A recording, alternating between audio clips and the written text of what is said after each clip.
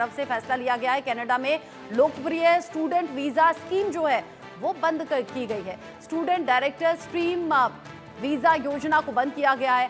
4.5 लाख पंजाबियों को अब कनाडा छोड़ना होगा। बढ़ते आवास संकट और संसाधनों की कमी का हवाला यहां पर दिया गया है। छात्रों को अब वीजा लेने के लिए लंबी प्रक्रिया से गुजरना होगा। फास्ट ट्रैक वीजा की जो सुविधा थी उसे खत्म करने की बात कनाडा की तरफ से सामने आ रही है। यानी एक तरफ तो दबाव बढ़ता है तो डल्ला जैसे जो क्रिमिनल्स हैं उनकी गिरफ्तारी हो जाती है। फिर इधर पंजाब पुलिस ने भी गैंग के 2 मेंबर्स को गिरफ्तार कर लिया।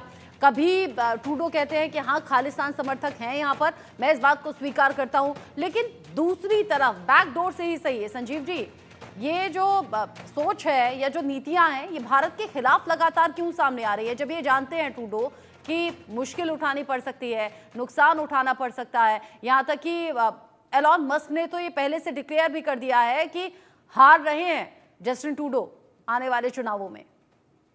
जी देखिए, ये जो स्टूडेंट डायरेक्ट स्ट्रीम जो एक फास्ट ट्रैक वीजा का जो सिस्टम कनाडा ने 2018 से शुरू किया था, उसको इन्होंने अब उसको बंद किया है। और इस तरीके की जो कदम लेकर के जो जस्टिन ट्रूडो की सरकार जो कि लगातार अलोकप्रिय होती जा रही है, लगातार उसकी पॉपुलैरिटी गिरती जा रही है, वो इलेक्शंस में हार उसको दिखाई दे रही है। ऐसे में वो जनता के सामने जो एक अंतिम समय का जो प्रयास होता है कि जिसमें कि वो दिखाने की कोशिश कर रहे हैं कि हम कनाडा के हित के बारे में सोच रहे हैं, कनाडा के लोगों का हित पहले रखेंगे, कनाडा के बारे में जो है इस तरह की नीतियां अपनाएंगे कि सबसे पहले वहां के लोगों को लाभ हो, फिर विदेशी लोगों को लाभ हो, इत्यादि इत्यादि। जो इस तरीके की जो राष्ट्रवादी जो एक पॉस्चरिंग को करने की कोशिश कर रहे हैं। लेकिन पिछले 9 वर्षों में कनाडा की जस्टिन ट्रूडो ने लगातार अपनी जो है लचर नीतियों की वजह से, अपने ब्लंडर्स की वजह से वो लगातार लोगों के बीच में वो लोकप्रिय हुए हैं। और मेरा ऐसा मानना है कि चाहे वो टेररिज्म के फ्रंट पर अगर वो कुछ इस तरह का करते हैं जिसमें कि अपने अंदर सुधार लाने की वो बात दिखाने की कोशिश करते हैं, या इमाइग्रेशन के फ्रंट पर कठोर नीतियां अपनाते हैं। अभी उनके जो पड़ोसी राष्ट्र अमेरिका में भी ट्रंप एडमिनिस्ट्रेशन ने इमाइग्रेशन के ऊपर कठोर नीतियां अपनाई और सत्ता में वापसी हुई। तो इसी तरीके की जो अनेक तरीके के जो प्रयास है वो जस्टिन ट्रूडो चुनाव जीतने के लिए कर रहे हैं। लेकिन एक बात बहुत स्पष्ट है कि जिस तरीके से वो अलोकप्रिय हैं, जिस तरीके से उन्होंने भारी गलतियां की हैं, कनाडा के लोगों का भी अहित किया है, भारत जैसे बड़े राष्ट्र के साथ अपने संबंधों को उन्होंने जो है खराब किया है और कनाडा की राष्ट्रीय सुरक्षा के हितों के साथ खिलवाड़ किया है। तो ऐसे में मुझे नहीं लगता कि इस तरीके के प्रयासों से उनको कोई बड़ा राजनीतिक लाभ होने जा रहा है। और आने वाले समय में जहां इलेक्शंस होंगे वहां पर कंजर्वेटिव पार्टी बहुत अच्छा परफॉर्म करने जा रही है।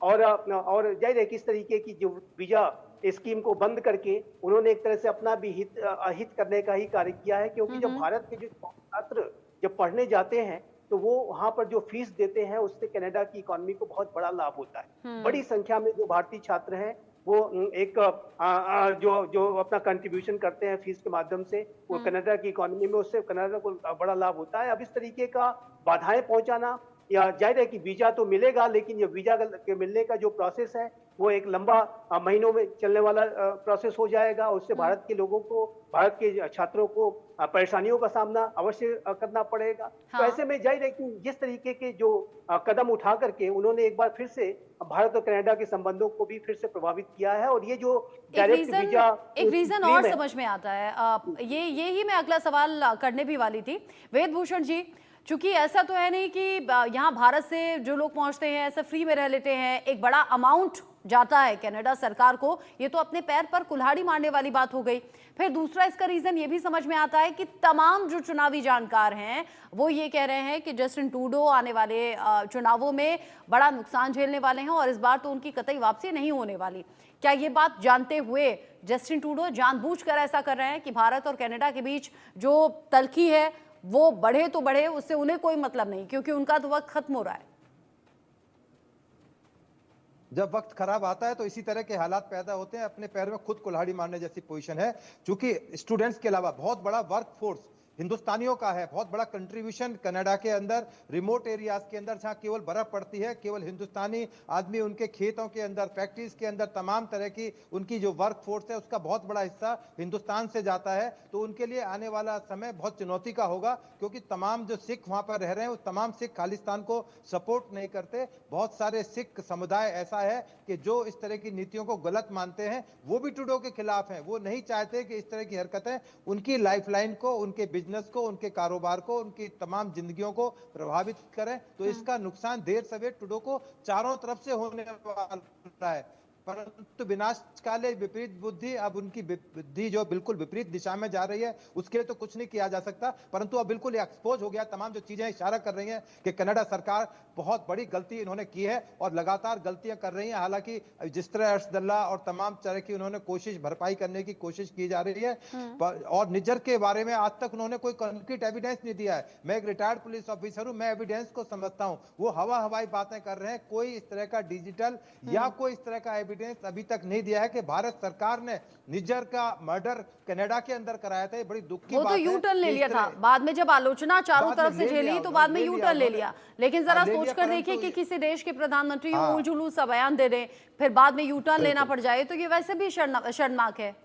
बिल्कुल, भारत जैसे कंट्री के ऊपर एकदम सरकार के ऊपर एलिगेशन लगा देना, किसी इंडिविजुअल के ऊपर एलिगेशन या किसी संस्था पर लगाते तो एक दूसरी बात थी। केवल भारत सरकार के ऊपर सीधा, हालांकि आपने जैसा कहा कि यू टर्न ले लिया, पर यू टर्न से उनकी छवि और ज्यादा खराब हुई है कि वो टिकाऊ आदमी नहीं है। वो कनाडा को बहुत बड़ा असर नहीं दे सकते, स्टेबिलिटी नहीं दे सकते। ये एक्सपोज हो गया है। तो आने वाले टाइम में ये चीजें तमाम उनको बड़ी दुखदाई साबित होंगी। और जैसे श्रीवास्तव जी ने भी कहा और आप भी कह रही हैं कि आने वाला टाइम हो सकता है कि वो अपनी कुर्सी बचाने में फेल हो जाए, जिसका तमाम लोग को देख रहे हैं, हिंदुस्तान के लोग देख रहे हैं कि नेक्स्ट जो इलेक्शन है, जो नेक्स्ट जो सत्ता परिवर्तन होगा, किस तरह से होगा।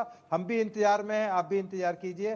उम्मीद है कि भारत सरकार का जो पक्ष है बिल्कुल स्ट्रॉन्ग तरीके से पूरी दुनिया के सामने आएगा। Sanjeev ji, over to you. यहाँ कनाडा में लोगों को हम देखते हैं कि भारतीय मूल के लोगों की संख्या बड़ी ज्यादा रहती है, और यहाँ हिंदुस्तान में भी आप स्टूडेंट्स को देख लेंगे, आप उन युवाओं को देख लेंगे जो अपनी पढ़ाई खत्म करके किसी काम के लिहाज से कनाडा जाने चाहते हैं, और ये लाखों की संख्या होती है जो हर साल कनाडा जाने की प्लानिंग करते हैं और जाते भी हैं। ऐसे में ये फास्ट ट्रैक वीज़ा खत्म कर देने का फैसला किस तरीके से कनाडा और भारत के रिश्तों पर असर डालेगा, कनाडा की अर्थव्यवस्था पर इसका क्या असर होगा? साथ ही साथ मुझे बताइएगा कि अगर 4.5 लाख लोगों को अब इस स्कीम के बाद, खत्म होने के बाद वापस आना पड़ेगा, तो क्या कनाडा के जो स्थानीय लोग हैं, कनाडा के अपने लोग हैं, वो इस फैसले के खिलाफ नहीं होंगे क्या? क्योंकि वो भी जानते हैं कि ये फैसला जाएगा तो कनाडा के खिलाफ ही।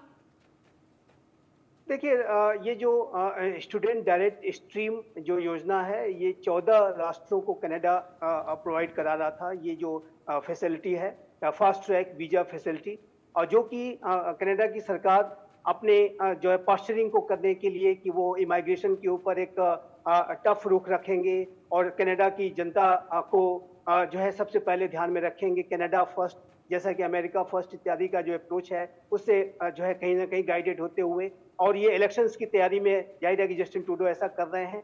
लेकिन जस्टिन ट्रूडो का ये जो सारा कवायद है और आतंकवाद के संदर्भ में उनका जो रियलाइजेशन है कि हाँ कनाडा में भी खालिस्तानी है, ये एक लेट रियलाइजेशन है, मैं ये कहूँगा। और वो जो है जमीन अपनी खो चुके हैं, और मेरा ऐसा मानना है कि वो लगातार अलोकप्रिय होते जा रहे हैं। लगातार जो है उनकी लोकप्रियता का ग्राफ गिर रहा है, और ओपिनियन पोल सर्विस जो आए हैं उसमें उनको लगातार उनका जो स्तर है काफी, उसमें लोकप्रियता का गिरता हुआ दिखाई दे रहा है। यहाँ तक कि इस समय जो लिबरल पार्टी के अंदर ही उनके खिलाफ असंतोष के स्वर हैं, और बहुत सारे ऐसे सांसद हैं वो चाहते हैं कि जो अगला चुनाव हो वो जस्टिन ट्रूडो के अलावा कोई अन्य उसको लीड करे। तो इससे ये जस्टिन ट्रूडो बहुत आशंकित है और तरह तरीके की जो असुरक्षा से ग्रसित है, और सत्ता लोलुप तो वो हैं ही, अवसरवादी तो वो हैं ही। तो इसी वजह से अपने आगे आने वाले जो राजनीतिक भविष्य को बचाने के लिए वो अनेक तरीके की पॉस्चरिंग कर रहे हैं। और इसी संदर्भ में उन्होंने स्टूडेंट डायरेक्ट वीजा स्ट्रीम को, ये जो पूरा जो सिस्टम था फास्ट ट्रैक वीजा का सिस्टम, उसको उन्होंने बंद किया। लेकिन इससे मैं ये कहूंगा कि जो हमारे छात्र हैं, जो कि मैं आपकी चैनल के माध्यम से उन छात्रों को कहना चाहूंगा कि वो इस बारे में इस बात की चिंता न करें कि उनको वीजा नहीं मिलेगा। वीजा मिलने में टाइम लग सकता है। ये जो वीजा मिलने का जो प्रोसेस है वो लंबा हो सकता है। और जो भी छात्र कनाडा में स्टडी करने जाना चाहते हैं, उनको अपने वीजा के एप्लीकेशन के प्रोसेस को जल्दी शुरू करना चाहिए।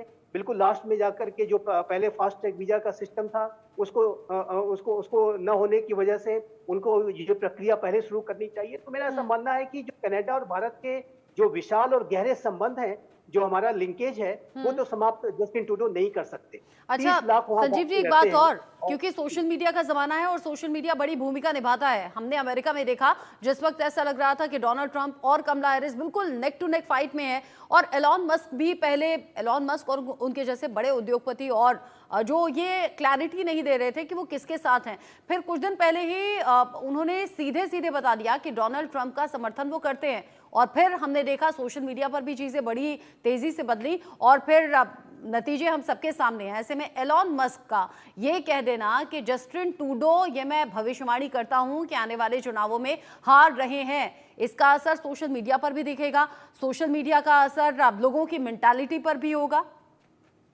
जी जी, देखिए जस्टिन ट्रूडो के संदर्भ में एलॉन मस्क, जो कि एक विजनरी उद्योगपति हैं, उनके द्वारा पहले भी इस तरीके की जो भविष्यवाणियां की गई हैं, वो लार्जली बिल्कुल सटीक साबित हुई हैं। डोनाल्ड ट्रंप के संदर्भ में भी, लैटिन अमेरिका के अनेक राष्ट्रों के संदर्भ में भी। तो इस तरीके के जो उन्होंने बयान दिया है, वो एक राइटिंग ऑन द वॉल मैं इसको कहूंगा। कोई उन्होंने नई बात नहीं की। हम सब जानते हैं कि जस्टिन ट्रूडो लगातार अलोकप्रिय हो रहे हैं, उनकी सरकार जाने वाली है। हाँ। उनके दिन जो है उल्टी गिनती उनकी शुरू हो चुकी है, और एलॉन मस्क ने उसी बात को अपने ट्विटर के वॉल पर, अपने एक्स के वॉल पर लिख दिया है। तो इसको राइटिंग ऑन द वॉल ही कहूंगा। और इस उल्टी गिनती में जस्टिन ट्रूडो ने अपने फैसलों से, अपनी नीतियों से अपने पैर पर कुल्हाड़ी मारने की यहाँ पर शुरुआत कर दी है, काम कर दिया है, और इसीलिए अब जगहजाई अपनी खुद करा ली है। लोगों ने भस्मासुर कह रहे हैं कि अपने फैसलों से खुद ही घिर गए हैं, अपने बयानों से अपनी मुश्किलें खुद ही बढ़ा ली हैं, और जस्टिन ट्रूडो का इन चुनावों में जाना पूरी तरह से तय माना जा रहा है, बुरी तरह से हार होगी। वेदभूषण शर्मा जी, संजीव श्रीवास्तव जी, आप दोनों का बहुत शुक्रिया इंडिया न्यूज पर इस डिस्कशन में पार्टिसिपेट करने